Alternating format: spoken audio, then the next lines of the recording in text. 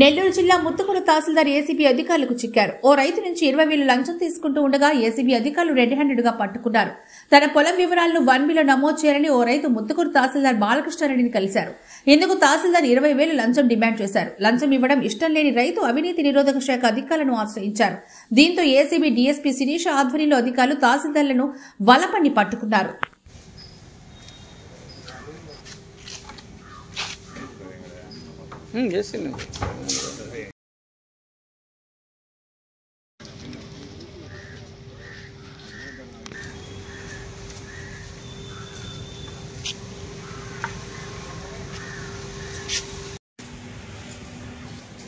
నాకు కాల్ చేయి, నేను వాయిస్ పెడతాను, వాయిస్ రికార్డ్ చేస్తాను.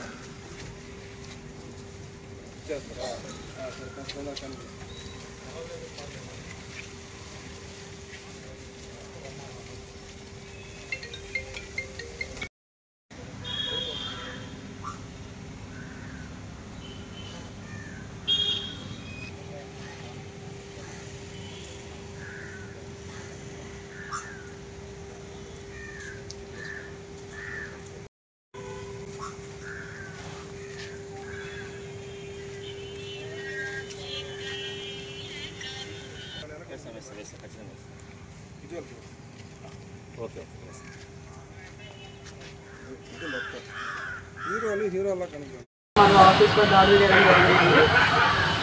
నాకు వెంకట రమణయ్య గారు అనేసి అతను కంప్లైంట్ వచ్చేసి వాళ్ళ మదర్ అయిన వాళ్ళ అమ్మగారైన వడ్లమూడి కాంతమ్మ గారి హద్దులో ఒక పొలం ఉంది. దానికి అడంగల్లో రెక్టిఫికేషన్ చేయాలి. అడంగల్లో ఖాతా నంబర్ బదులు నోషనల్ నంబర్ అనేది పడింది.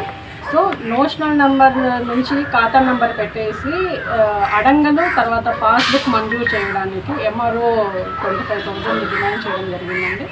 అతను ఈరోజు 25,000 తీసుకుంటుండగా రెడ్ హ్యాండెడ్గా మేము పట్టుకోవడం జరిగిందండి. నెక్స్ట్ ఏం చేస్తారా?